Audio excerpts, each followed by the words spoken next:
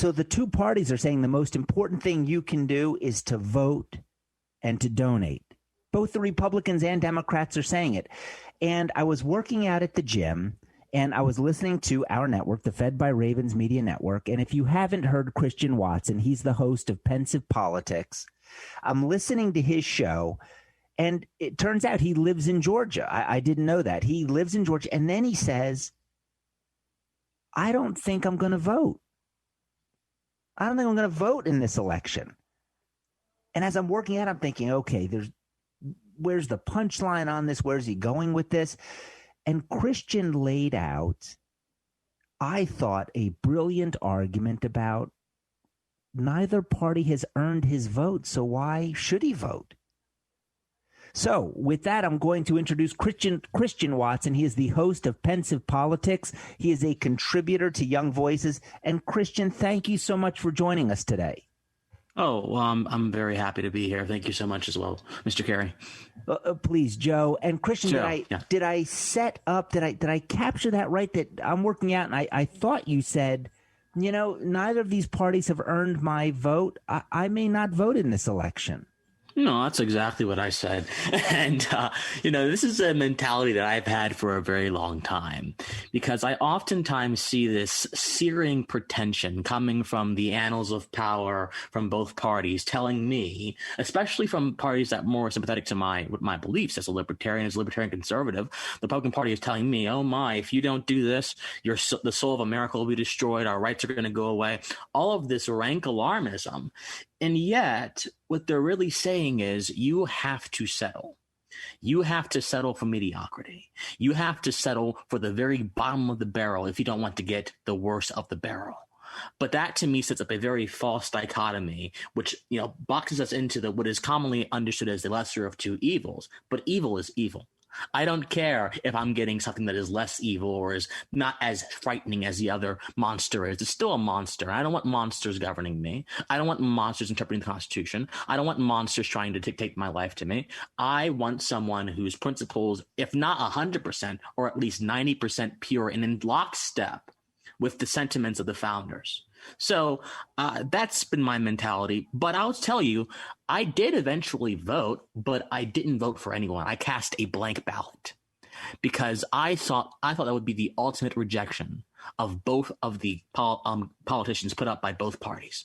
And I wish more people would cast blank ballots. I wish we would stop getting bullied into this mentality that if I don't vote, if I don't do this, I'm going to be responsible for the destruction of America. America is you and me. America is not this system that can be prodded and moved towards a particular objective through government. America happens when I'm talking to you, Joe, or when I go out to the post office, when I go out to buy something. That is America. We are creating America every day. But this mentality is basically saying, oh no, America is confined to the ballot box. We have to reject that infernal idea and actually understand the truest condition of America. So Christian, let me ask you this, because, the retort to that is, Brian, I think Christian has cost Donald Trump the election twice. First as a libertarian, right? Because I've looked at all the swing states. If you take all the libertarian votes and put them in the Trump column, I think Trump wins all those swing states.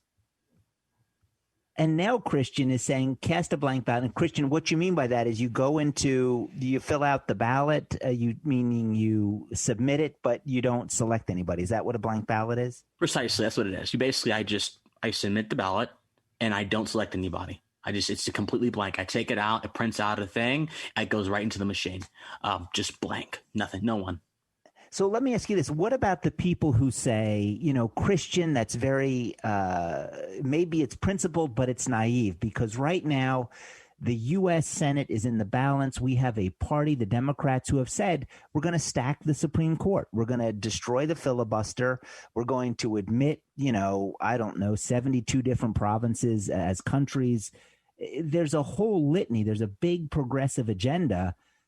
You, because you're a resident of Georgia, you're in a position to stop that, and you basically waved the white flag. What do you say to those folks? Well, I say their mentality is unfortunately skewed to what I mentioned previously. A lot of people think America is the ballot box, but it's not the ballot box. I think social action, actually getting involved and doing activism on the ground floor, is the best way to evoke change. So Machiavelli had this sort of idea in The Prince. It's what is colloquially called the sketches image by philosophers and people who study Machiavelli. He basically said a ruler has two vantage points, on top of the mountain and in the fields. The fields are where the people are. And if the rulers are near the people, he is more near to their sentiments and their concerns. Well, I want us to all be up on the mountain so that we can stop being so close to our raw sentiments and concerns, and so we can actually have a 360 vision about this kind of stuff. Listen, the Democrats do want to do some very dastardly things, and that they concern me. But number one, we forget that President Trump has appointed hundreds of federal judges that could potentially hold up any unconstitutional things. That's number one. We forget about that. Number two, we also forget that a 50-50 tie, we are assuming that every politician on both sides will be in absolute gridlock and lockstep. If one moderate Republican or one moderate Democrat, like Joe Manchin, splits, the 50-50 tie doesn't exist anymore. So this is the thinnest of thinnest margins. It is actually kind of a gift, because this way you force compromise, you force collaboration, you force the spirit of the bicameral legislature to rise up and do what it is meant to do, as it was conceptualized in Freedom Hall in Philadelphia. So I don't see this as a doomsday scenario. I see this as a scenario that either, confers a sense of sort of ruggedness amongst the politicians because they have to negotiate more, they can't cram their agenda down, or one that confers a sense of calm amongst all of us because we have a more collaborative legislature. So this is not a very bad situation at all, in my opinion. It's marketed that way because that's how you drum up votes. That's how you drum up votes. We are talking to a Christian Watson. He is the host of Pensive Politics right here on the Fed by Ravens Media Network. If you like what you're hearing from Christian, and on this point, I think he is absolutely right. Tune him in. When we come back, I'm going to ask Christian. He's boots on the ground. Who does he think is going to take these two Senate seats? And also, the mayor of Atlanta comes out and says, I'm open to suggestions in terms of skyrocketing crime. We'll have Christian's opinion on both of those right after this break.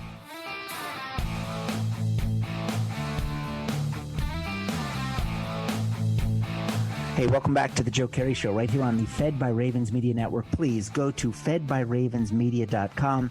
You can listen to us live right there on the website, or now if you go to the website, you can click a link and it'll take you right to our app on Google Play or the Apple App Store. Download the app, listen to us live anywhere. We're actually talking to a host of one of the podcasts on the Fed by Ravens Media Network, Christian Watson. He is the host of Pensive Politics. Christian, you live in Georgia. Are you a lifelong Georgian?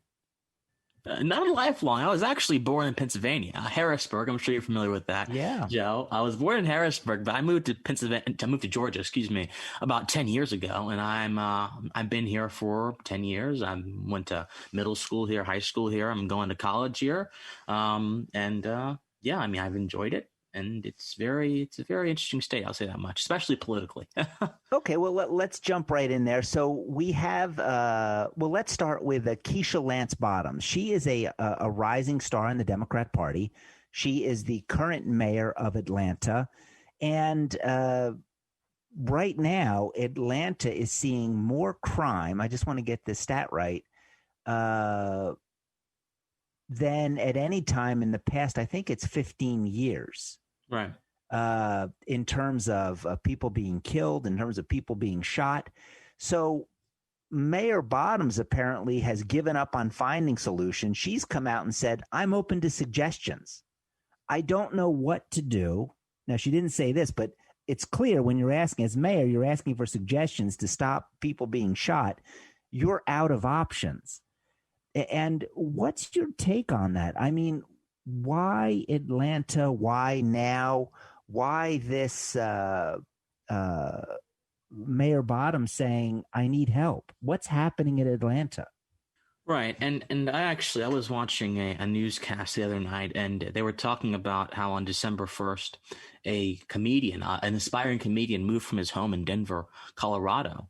and actually moved to Atlanta to pursue his dream as becoming a comedian. And he was actually shot and killed on December 1st in the studio. And this is a problem. And Atlanta is one of the most, statistically, it's one of the most dangerous cities in the country, in the top 10. And for a mayor to say, to basically just put her arms up and say, you know what, I'm open to suggestions, is to show a sincere lack of leadership and an ignorance or an unwillingness to utilize the resources at her disposal right now. The Atlanta Police Department is very big. She could obviously go over to the governor, but she doesn't want, this is the big thing. Mayor Bottoms does not want to make politically unpopular decisions. When the riots were happening in Atlanta, to her credit, she eventually got onto them, but she initially just said, guys, please stop. This is not good. This is not nice. This is not helping any of us. But eventually, when things got even worse, she stopped them. But when the kid was killed during that period of time, a kid near Wendy's was shot, a 2-year-old was shot. She denounced it, but she didn't try to address the deeper rooted issues that are happening within the Black Lives Matter movement, which basically convey that it is okay to do some kind of violence in pursuit of a political cause, even if they don't say that outwardly. So I think she's suffering from a severe case of political cowardice. And Atlanta has been having crime problems for a very long time, and she should utilize resources at her disposal to actually try to combat crime instead of just throwing her hands up and admitting defeat before she's even began the race. So I like what you said, which is she knows what to do, but she's refusing to do it because of the political consequences. Is that what you're saying? Yes, exactly. And this really, so there's a principal difference in how progressive politicians handle crime and how more conservative-leaning politicians do. Although I think the lines are becoming a little bit blurred now, given the right's emphasis on liberty recently and their antipathy towards the war on drugs. But in the 90s, I'm sure you remember, Joe, there was a tough on crime mentality. Hey, even the Democrats, even a lot of progressives were on board that train. Hey, Biden drafted the crime bill. And that tough on crime mentality, even though it led to mass incarceration and there were things that happened, most crime statisticians will agree that initially, at first, higher incarceration rates have decreased aggregate crime. Now, the problem is you have a lot of other problems that come out with decreasing, but still, these things do decrease crime. Now, when you have a much more, we don't want to have cash bail, we don't want to have these things, you're going to have dissonance in the mind of a politician who is at the helm of an operation that is meant to stop crime. Now, am I saying that we need to have more incarceration in Atlanta? No, I'm not a fan of just throwing people in jail. I'm not a fan of all that kind of stuff. But I do think that there needs to be community-oriented solutions that target the sources of gang violence, that target the sources of all this kind of racial strife. But when you have a progressive politician, they're not going to be immediately wanting to do that. Why do you think Lori Lightfoot in Chicago is the same exact way? Her city, people are dying there. It's like Afghanistan. But they know what to do. They know they need to have community solutions. They know that the community itself is where you can challenge this stuff at, not necessarily through the government, but the community, you can challenge this stuff out there. You can have the government accentuate community efforts. But they just don't want to do it because they could be seen as being a traitor to their community. They could be seen as, being a sellout. They could be seen as being too harsh, whatever. So a mayor has to juggle a lot of balls, and you have to juggle the balls of the police department. You got to make sure they're happy because the chief, you got to have a relationship with them, the district attorney, all these kind of people. You have to juggle all of this stuff and remain in complete cohesion with your original campaign goal. And for Mayor Bottoms not to be able to do that simply shows a lack of political will on her part. Let's talk about this, Christian. We have a few minutes left in this segment. Let's talk about this. You have 2 U.S. Senate seats up for grabs there in Georgia. It looks like Warnock has brought in $103 million. Ossoff has raised $107 million. Perdue, $68 million. Loeffler, $64 million. So from a money perspective, the Democrats have the advantage. You're there, you live there, you follow these races.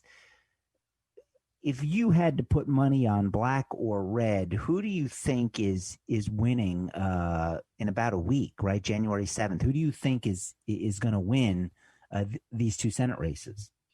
That's a very difficult question to answer because the main metric that many politicos will use to divine the outcome of an election are, of course, polls. Now, polls have gotten a beating over the past 2 years. First with the victory of Donald Trump, then with in some areas of America, polls were kind of off in the 2020 election as well. But if you want to believe the polls, you want to give credence to the polls. Many of the candidates are within dead heat. Margin of error margins within each other. So I think that it is very possible that either side could win.